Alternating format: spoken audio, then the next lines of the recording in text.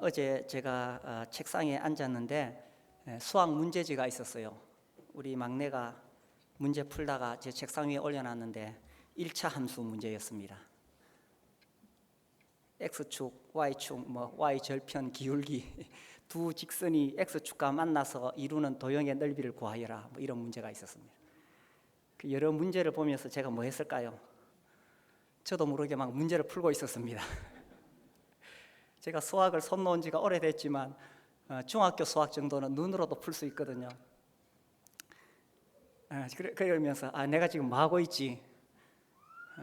우리 학생들은 지금 풀고 있는 수학 문제, 영어 문제가 너무 골치 아프고 어려울 겁니다.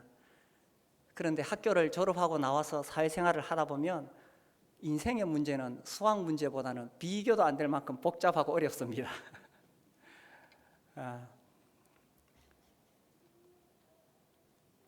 그래서 우리가 살아가면서 겪게 되는 많은 문제들, 먹고 사는 문제, 이게 쉬운 게 아니죠. 또 자식 문제, 자식이 속을 썩이면은 하늘이 무너지는 것 같습니다. 그리고 또 우리가 살면서 이 인간관계가 꼬이게 되면 이 인간관계의 문제는 또 말할 수 없이 어렵고 힘듭니다. 이런 여러 가지 문제들이 있는데, 그러나 또 이 모든 인간적인 문제들의 가장 핵심, 가장 본질적인 근본 문제가 있습니다. 그건 바로 나는 누구인가? 나는 어디서 와서 어디로 가는가? 이 우주 만물은 어떻게 시작이 되어졌는가? 이런 가장 본질적인 문제가 있지요. 우리가 예수님을 알기 전에는 이런 본질적인 문제에 대한 해답을 어디에서도 얻을 수가 없었습니다. 우리는 어둠 속에 살았고 우리 자신이 어둠이었습니다. 오늘 에베소서 5장 8절에 보면 너희가 전에는 어둠이더니 라고 되어 있습니다. 그래서 이 영적인 어둠이 우리의 눈을 가리고 있었던 거지요.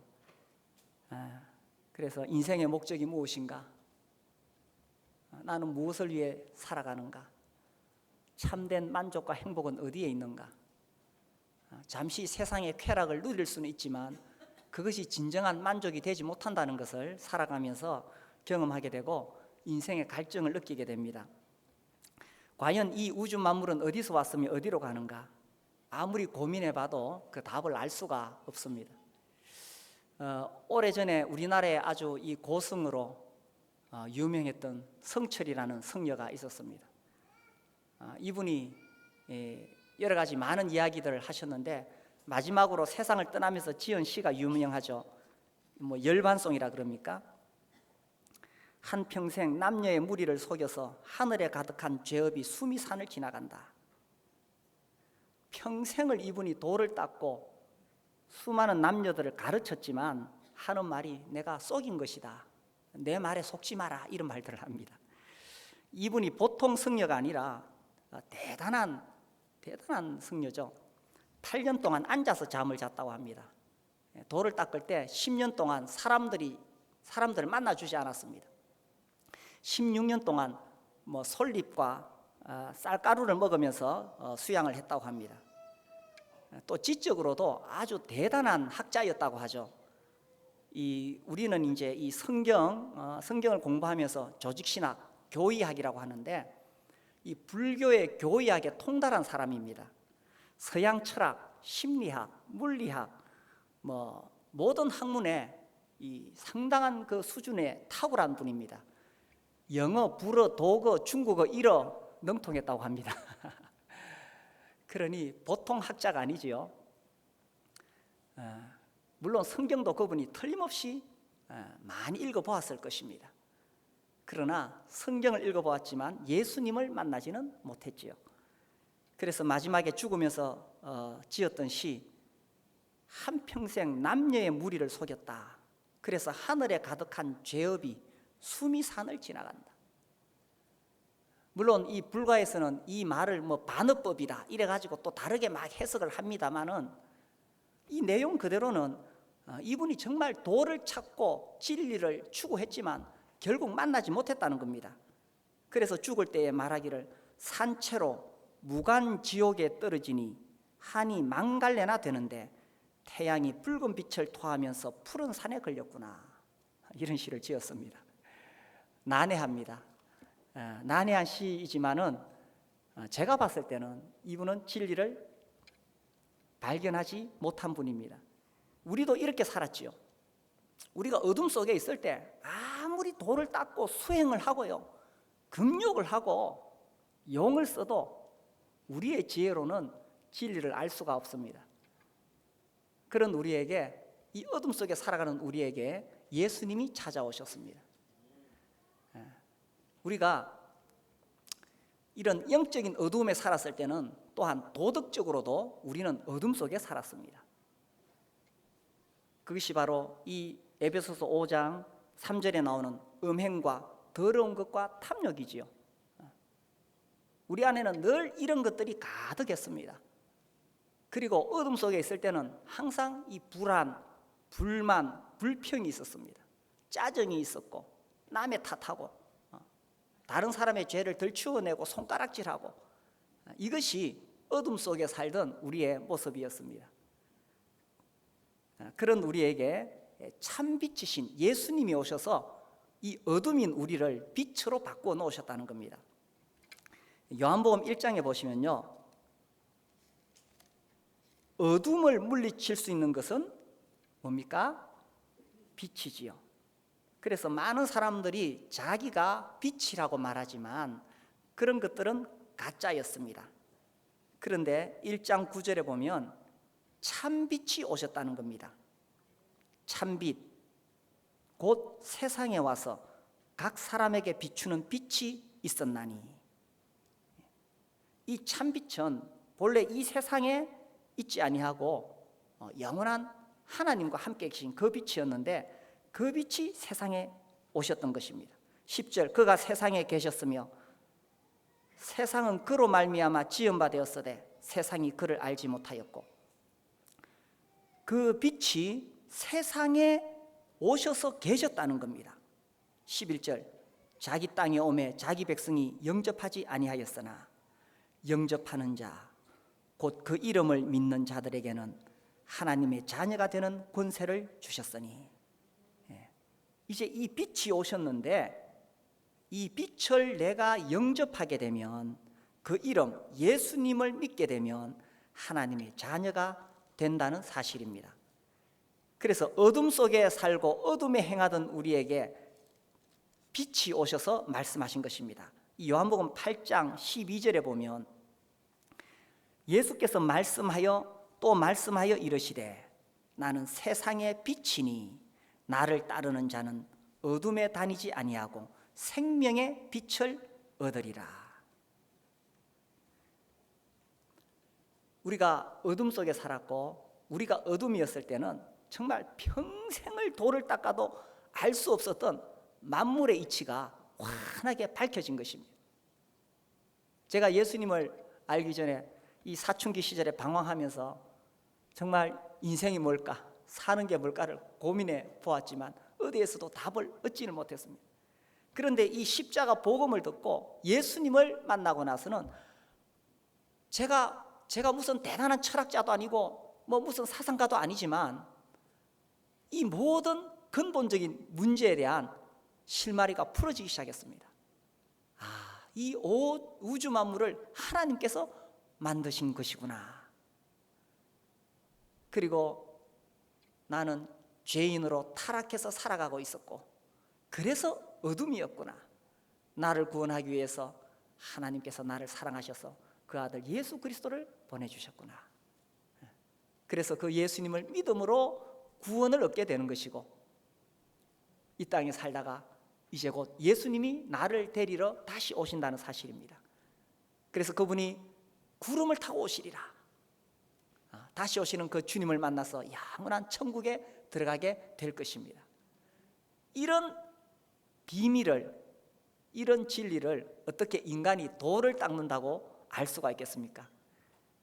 예수님이 오심으로 이러한 진리가 환하게 비춰지기 시작한 것입니다.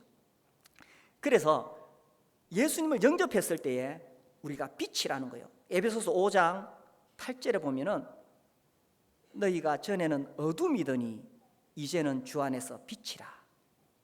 자, 보세요. 우리 형제 자매님들 빛이십니까? 나를 빛이라고 말할 수가 있겠습니까?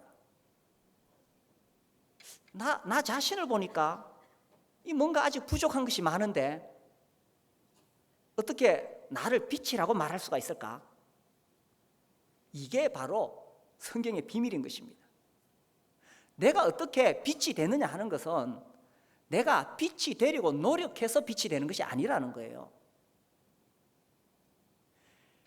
내가 좀 더 착한 사람이 되고 내가 좀 더 거룩한 행실을 하고 그렇게 해서 빛이 되는 것이 아니라는 것입니다. 자, 내가 어떻게 하나님 앞에 죄 용서를 받고 의롭다함을 얻게 되었습니까? 내가 의로운 삶을 살아가니까 하나님이 그래, 너 참 의롭구나 이렇게 의롭다고 해주셨습니까? 그게 아니죠.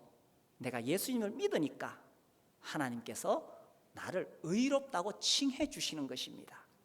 그래서 우리가 하나님의 그 선언을, 하나님의 말씀을 믿음으로 받아들이는 거예요.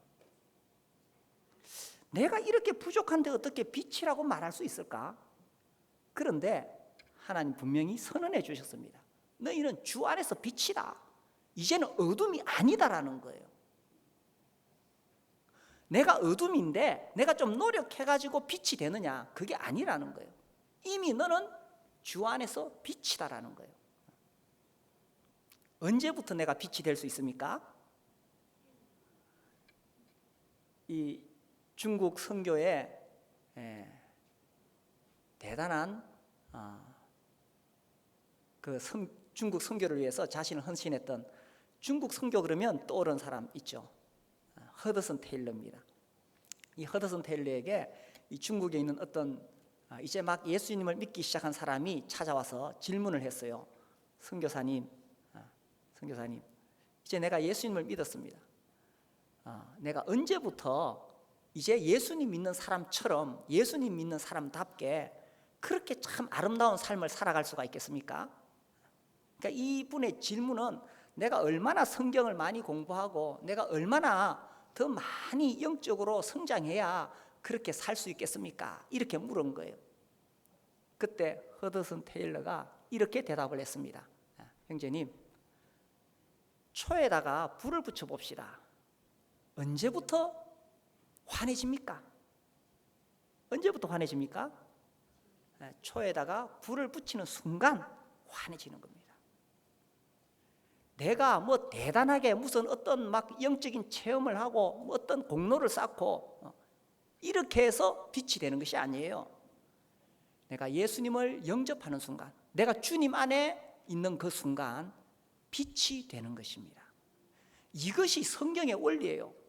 내가 하나님의 자녀가 되기 위해서 하나님의 자녀답게 막 애를 쓰고 노력하고 이제 내가 하나님의 자녀답게 성경도 많이 읽고 기도도 많이 하고 거룩하게 살고 그렇게 하면 하나님의 자녀가 되는 겁니까? 성경은 그게 아니에요. 내가 예수님을 영접하는 순간, 내가 예수님 안에 거하는 순간 그때 하나님의 자녀가 되는 거예요. 그래서 5장 1절에 나오는 것처럼 그러므로 사랑을 받는 자녀같이 너희는 하나님을 본받는 자가 되라. 이미 네가 하나님의 자녀가 되었기 때문에 그러니까 하나님을 본받는 자가 되라는 거예요. 나에게서 무슨 하나님의 자녀가 될 만한 어떤 그런 자질이 나오는 것이 아니에요. 내가 예수님 영접할 때 그때 이미 하나님이 그의 신기한 능력으로, 베드로후서 1장 3절 말씀, 그의 신기한 능력으로 생명과 경건에 속한 모든 것을 우리에게 주셨으니. 그래서 예수님이 나에게 들어오실 때에 예수님이 내 안에서, 예수님이 나를 통해서 그 생명과 경건에 속한 것을 드러내는 거예요. 그래서 예수님을 통해서 내가 하나님 자녀답게 그렇게 살아갈 수 있는 것이고 하나님을 본받을 수가 있는 거예요. 내가 빛이 되는 것도 내가 애를 쓰고 노력해서 빛이 되는 것이 아니라 예수님 영접하는 그 순간 이미 하나님은 내가 주 안에서 빛이라고 선언을 해 주시는 거예요. 그래서 내 안에 이미 예수님이 계신 거예요. 그래서 내 안에 이미 성령님이 계시는 겁니다. 내가 성령을 받기 위해서 산에 올라가서 소나무 붙잡고 기도하고 울고 불고 그래서 특별한 체험을 하고 하늘에 번개가 내려서 전기가 통하고 이렇게 성령을 받는 것이 아니라니까요. 내가 하나님의 말씀, 진리의 복음을 듣고 믿을 때에 하나님께서 성령으로 인쳐주신다고 하셨어요. 이것이 모든 성경에 올린 것입니다. 내가 어떤 노력을 통해서 이러한 것들을 얻는 것이 아니에요. 단지 이 십자가 복음을 통해서 예수님을 영접하게 될 때에 하나님께서 이미 이 모든 신비한 신의 성품에 참여할 수 있도록 이 신비한 것들을 나에게 다 주셨다는 것입니다. 그래서 우리가 주 안에서 빛이라는 것입니다. 내 안에서 억지로 빛을 끄집어내는 것이 아니에요. 나에게서 빛이 나오는 것이 아니라 내가 이제 주 안에서 빛이라는 것입니다. 에베소서 5장 8절 말씀 보세요. 너희가 전에는 어둠이더니 이제는 주 안에서 빛이라. 아멘이십니까? 자신이 빛이라는 사실을 깨닫게 될 때에 그때 비로소 빛의 자녀들처럼 행할 수가 있는 것입니다. 내가 어둠인데 어떻게 내가 빛의 자녀처럼, 내가 어떻게 빛처럼 살아갈 수 있을까? 나에게서 그런 게 나오는 게 아니에요.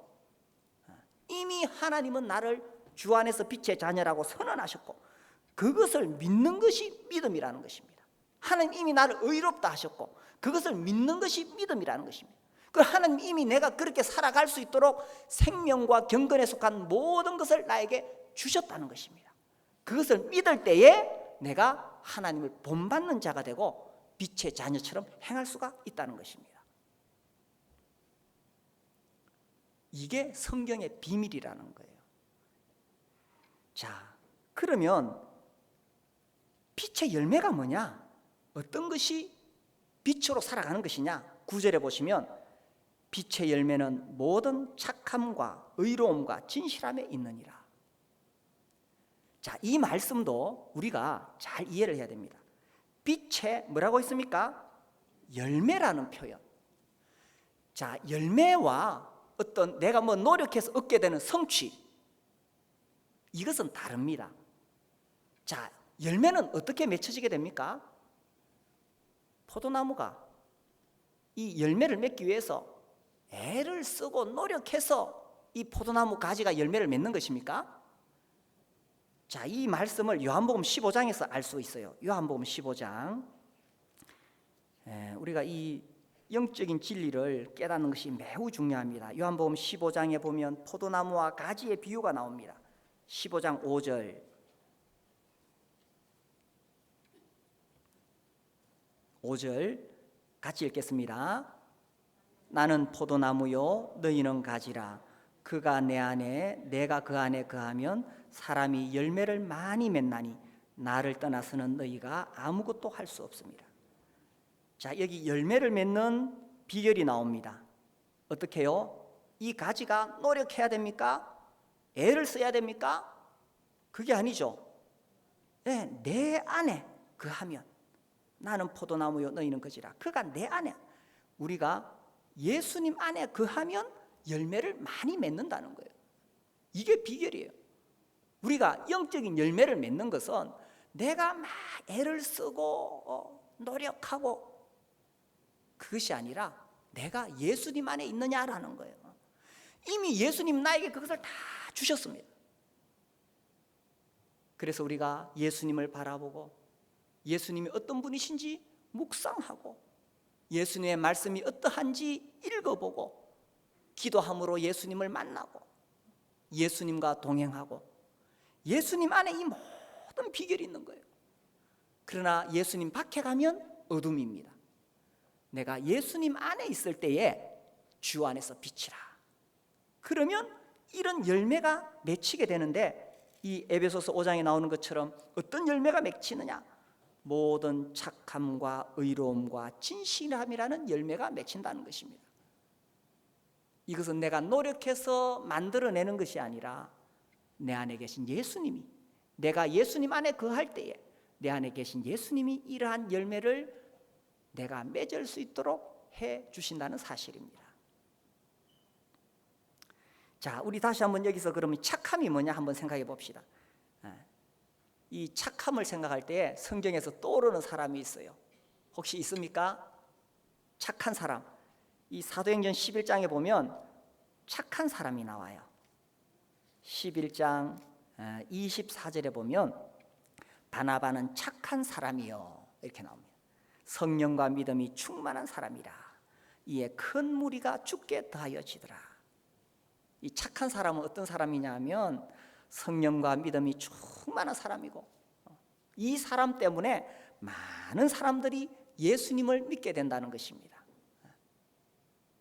그래서 내가 착한 사람이 되면 나를 통해서 많은 사람들이 예수님을 믿게 된다는 거예요.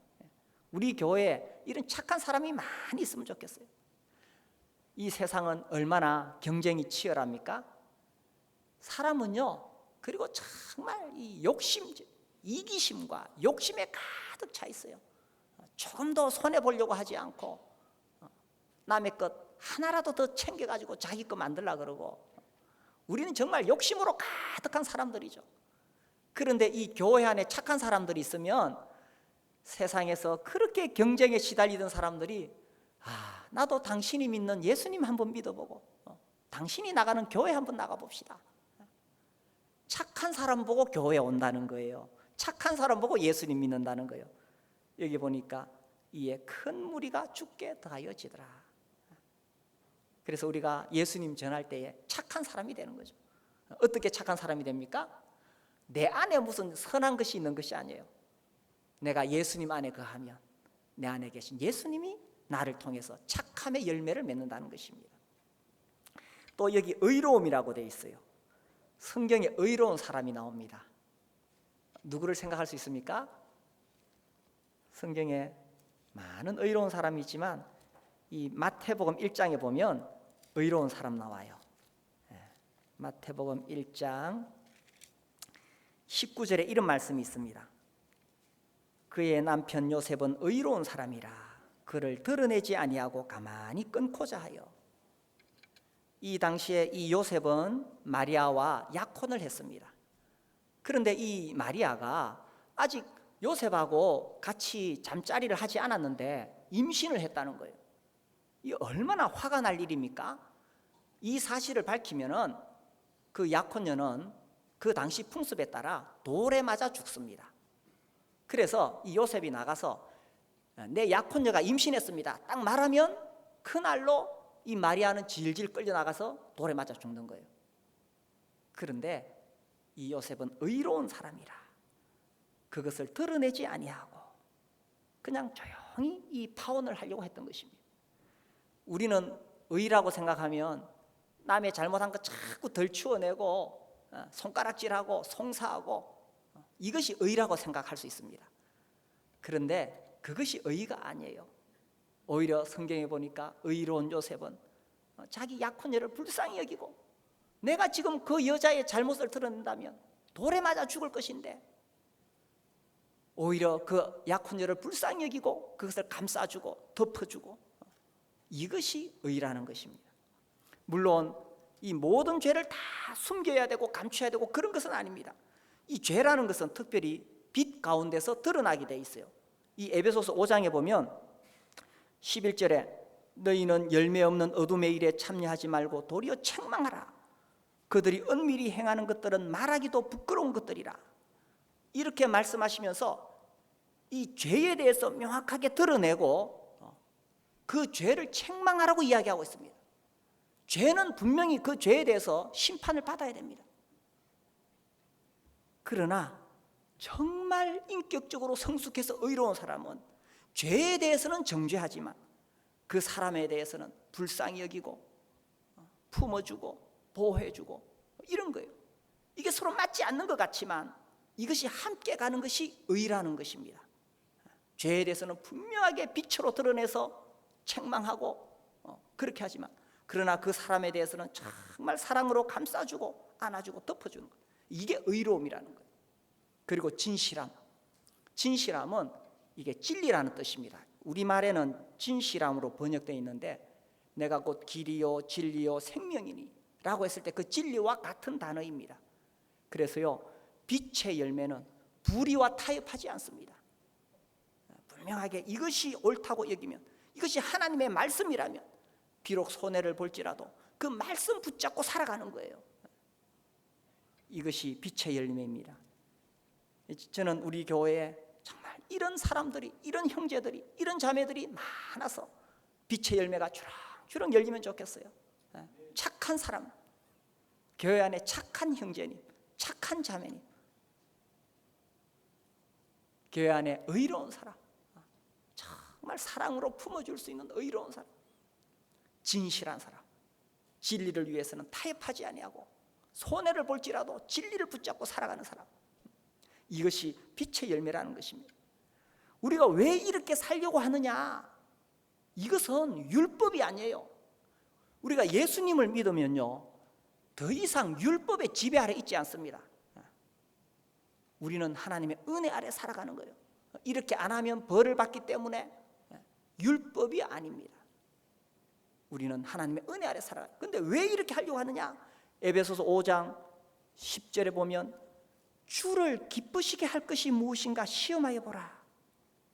우리 마음속에 주님을 기쁘시게 하고 싶은 마음이 있기 때문에 그런 거예요. 이 율법이 아니에요.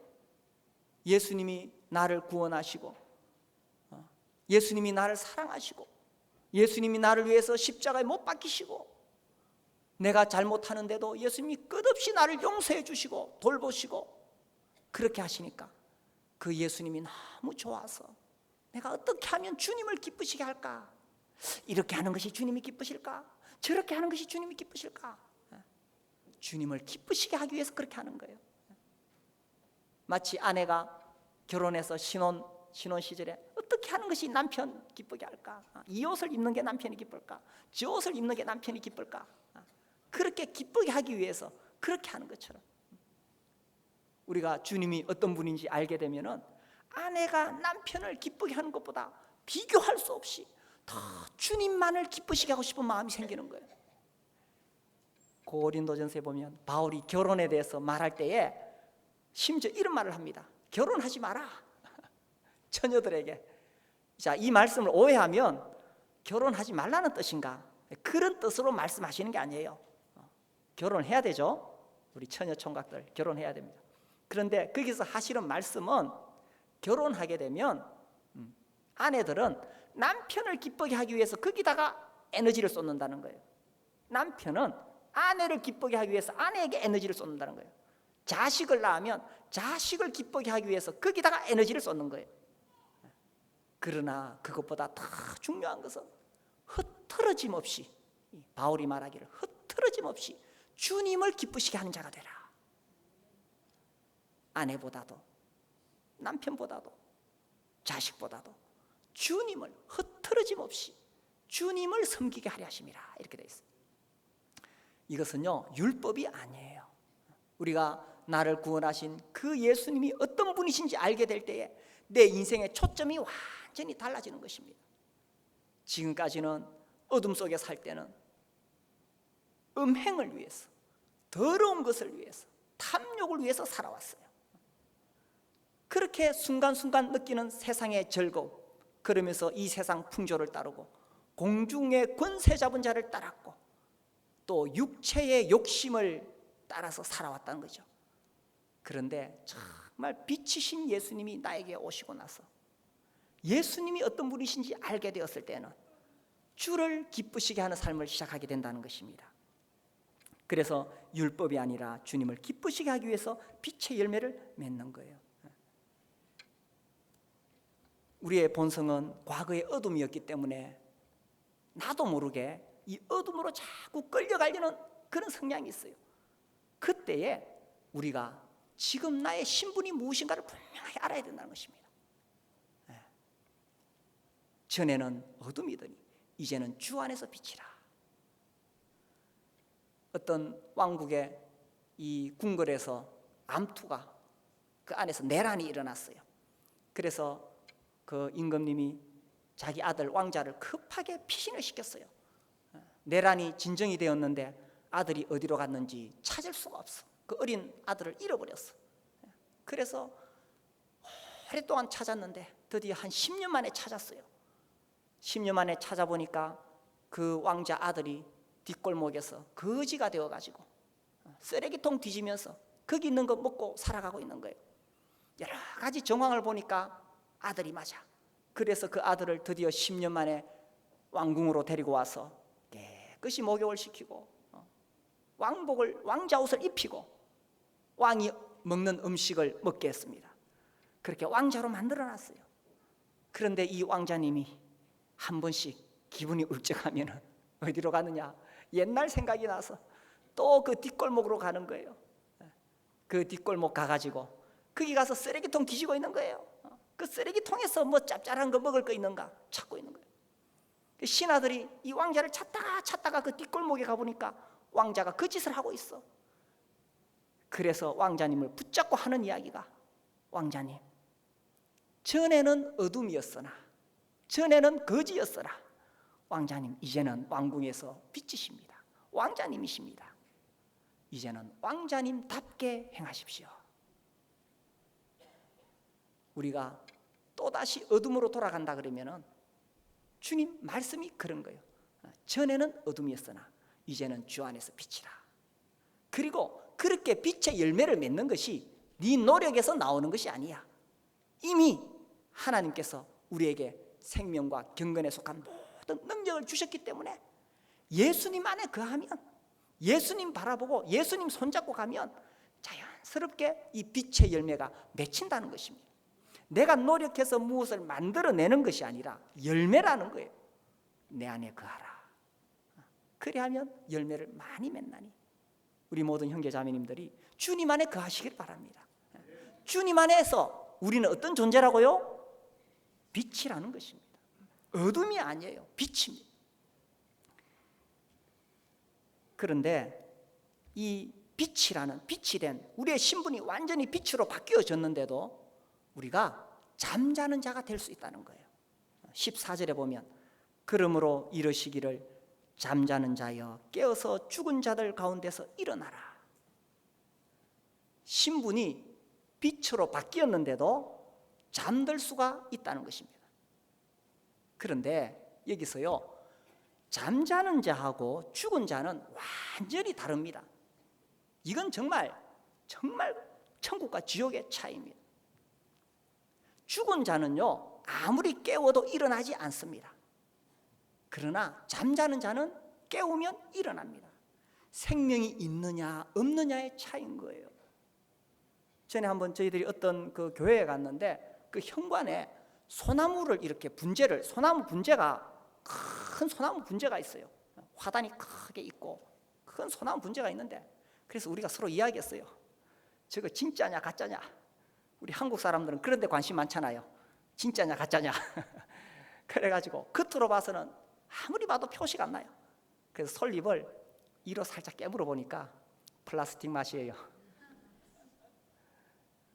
아무리 겉모습이 진짜 같아도 가짜는 생명이 없습니다. 그러나 저 산에, 야생에 그 돌 사이에 아주 겨우 생명부지하는 못생긴 볼품없는 소나무가 있는데, 그것은 겉으로 보기에는 볼품이 없지만 그것은 생명이 있는 거예요. 산자와 죽은 자는 완전히 다른 겁니다. 죽은 사람은 아무리 깨워도 안 돼요. 그러나 잠자는 사람은 비록 겉으로 보기에는 시들시들해 보이지만 생명이 있다는 것입니다. 아무리 교회에 열심히 다니고요, 아무리 충성 봉사하고요, 아무리 예수 믿는 사람처럼 살아도 구원받지 못한 사람은 죽은 사람입니다. 진정으로 예수님을 영접해서 거듭나지 않은 사람은 겉으로 보기에는 정말 표시가 안 나요. 그 소나무처럼 정말 저 사람은 진짜 예수 믿는 사람 맞다 라고 보일지라도 구원받지 않은 사람은 죽은 사람입니다. 생명이 없어요. 그러나 어떤 면에서 교회도 겨우 다니고 그렇게 할지라도 진짜 구원받은 사람은 그 안에 생명이 있다는 것입니다. 그런데 문제는 우리가 잠잘 수 있다는 것입니다. 영적으로 침체에 빠질 수 있다는 거예요. 교회 생활 잘 하다가 어떤 이유, 어떤 원인, 어떤 사람들과 인간관계가 어려워진다든지 아니면 사역에 지친다든지 그렇게 하면 영적으로 침체될 수 있어요. 혹은 너무 하는 일이 문제가 없이 잘 될 때에, 자식도 문제없고 사업도 문제없고 건강도 문제없고 아무 문제가 없을 때에 안일을 하게 되었을 때 나태해져서 영적으로 침체될 수도 있어요. 아무튼 여러 가지 이유로 영적으로 침체될 수 있는데, 이 영적으로 침체되었을 때는 이 영혼이 병들어가기 시작합니다. 그래서요, 처음에 구원받을 때 예수님이 나 위에 십자가에 못 박히셨다는 그 말씀 듣고 구원받고 그 후로도 예수님이 십자가만 생각하면 눈물이 나고 가슴이 점이 오고, 나 같은 죄인을 위해 죽으셨다는 사실이 너무나 고맙고 죄송했는데, 영적으로 병들면은 아무 생각이 없어져요. 영적으로 건강할 때는 하나님 말씀 들으면 한마디라도 더 듣고 싶고, 하나님 나에게 뭐라고 말씀하시는가, 내 영혼이 확 살아나고요. 그런데 영적으로 병들면 시계 보는 거예요. 처음에 예수님 믿었을 때 이 마음에 찬양이 있었어요.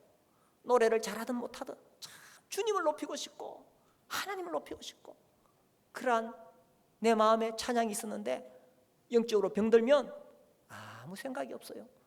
교회를 정상적으로 나올 수 있어요. 예배에 참석할 수 있어요. 다른 사람 보기에는 아무 문제가 없어 보여요. 교회에서 사역도 할 수 있어요. 그러나 영적으로 병들면 그냥 그렇게 하는 것이지, 주님 안에서 이 영적인 그 기쁨은 다 잃어버리는 거예요. 이것이 잠들어 있는 상태라는 것입니다. 그렇게 잠들게 되고 영적으로 침체하게 되면 자기도 모르게 자꾸 세상으로 빠져들어가요. 세상으로 빠져들어가서 세상의 쾌락을 찾아가게 되고 육체의 욕심을 따라가게 되고 점점 마음은 주님으로부터 멀어가는 거예요. 그러나 그가 정말 구원받은 사람이라면 그 안에 영적인 생명이 있습니다. 잠들어 있는 거예요. 그렇게 잠들어 있는 사람에게 14절, 잠자는 자여 깨어서 죽은 자들 가운데서 일어나라. 세상에 나가면 믿는 사람인지 안 믿는 사람인지 표가 안 나요. 잠들어 있으면. 영적으로 병든 사람은 같은 직장에 있어도 같은 학교에 있어도 예수 믿는 사람인지 안 믿는 사람인지 표가 안 나요. 그런데 그가 정말 구원받은 사람이라면 죽은 자들 가운데서 깨어서 일어나라. 이것이 주님이 하시는 말씀이에요. 혹 우리 가운데 잠자는 자가 있다면 깨어서 일어나야 됩니다. 언제? 지금. 이 잠든 사람은 내가 이렇게 살면 안 되는데, 내가 구원받은 사람인데 내가 이렇게 살면 안 되는데, 내가 빨리 주님께 돌아가야지, 그렇게 마음을 먹어보지만 이 뭔가 세상이 자꾸 발목을 잡고 있어요. 그걸 뿌리치지 못해가지고 맨날 결심만 하다가 주저앉는 거예요. 그렇게 하지 말고, 잠자는 자여, 넌 지금 비록 잠자고 있지만 너에게는 생명이 있잖아. 넌 주 안에서 빛이야. 어둠이 아니라 빛이기 때문에 죽은 자들 가운데서 일어나라. 그리스도께서 너에게 비추시리라. 그래서 내가 주 안에서 빛이라는 사실입니다. 어둠이 아니에요. 내가 비록 세상에서 안 믿는 사람들하고 같이 비슷하게 살아가지만 근본적으로 그들과 다른 거예요. 나는 하나님이 선택하신 자이고 내 안에 성령님이 계시고 나에게는 하나님의 자녀라는 신분이 주어졌고, 그리고요 생명과 경건에 속한 모든 능력을 이미 하나님 나에게 주셨다는 것입니다. 그래서 죽은 자들 가운데서 일어나라. 그러면 주님이 다시 한번 나에게 빛을 비추어 주시고 나도 그 빛으로 새로워질 수 있다는 사실입니다. 그래서요 우리는 주 안에서 빛이라는 것입니다. 주님께서 말씀하실 때에 회개하고 돌아와야 됩니다. 어떻게 돌아올 수 있느냐? 회개죠. 이 회개, 자백이라는 뜻은 동의하다라는 것입니다. 동의하다. 하나님이 그렇게 말씀하실 때에 예, 맞습니다. 이렇게 동의하는 것입니다. 잠자는 자여 깨어서 일어나라. 예, 주님, 제가 정말 지금 잠자고 있습니다. 내가 이제 깨어서 일어나겠습니다. 동의하고. 그리고 어디서 시작하느냐? 공동체 안에서 시작하는 거예요. 목장에서 시작하는 거예요. 그 목장에서 자기의 진솔한 삶을 나누고, 내가 이제 일어나기를 원합니다. 나를 위해 기도해 주십시오. 그렇게 일어나는 거예요. 그렇게 일어나면 다시 회복이 되고 주 안에서 빛이 되는 것입니다. 우리가 신앙생활하면서 계속 올라가면 좋지만 한 번씩 이렇게 내려갈 때도 있는 거예요. 이 성경에 보면 정말 극심한 침체에 빠질 만한 사람이 있었습니다. 베드로지요. 이 베드로가 예수님을 3번 부인했을 때 이제 더 이상 예수님 볼 낯이 없었습니다. 그래서 예수님이 부활하신 것을 보았지만 이제 나는 물고기 잡으러 가노라 하면서 제자들 선동해가지고 물고기 잡으러 갔어요. 그때 주님이 베드로에게 찾아오셔서 물으시기를, 베드로야, 시몬의 아들, 요한의 아들 시몬아, 네가 나를 사랑하느냐? 이것을 물으십니다. 예수님이 그에게 무엇을 물으셨어요? 네가 나를 사랑하느냐? 예수님이 물으신 것은 바로 그거예요. 네가 나를 사랑하느냐? 생명이 있는 사람, 정말 구원받은 사람은 그 질문 들으면요 가슴이 찌르르 하면서 두렵고 무섭고 미안하고 죄송한 거예요. 구원받은 사람은요, 예수님이 네가 나를 사랑하느냐 물으면 내 마음이 어쩔 줄을 모르는 거예요. 그래서 베드로가 주님이 아십니다. 그렇게 대답하죠. 그때 주님 뭐라고 말씀하셨어요? 내 어린 양을 먹이라. 내 어린 양을 치라. 베드로 그렇게 회복이 되었던 것입니다. 그래서 여기 계신 분들 중에 잠자는 자가 있다면 깨어서 일어나시기를 바랍니다. 우리의 신분은 세상의 어둠하고 다른 거예요. 우리는 어떤 사람들이냐? 주 안에서 빛이라는 것입니다. 나에게서 빛이 나오는 것이 아니라 예수님이 내 안에 계시기 때문에 예수님을 통해서 나에게 빛이 나오는 거예요. 이 빛을 통해서 세상의 어둠을 밝히는 거예요. 그래서 주 안에서 빛의 열매를 맺으시는 우리 형제 자매님들이 되시기를 바랍니다.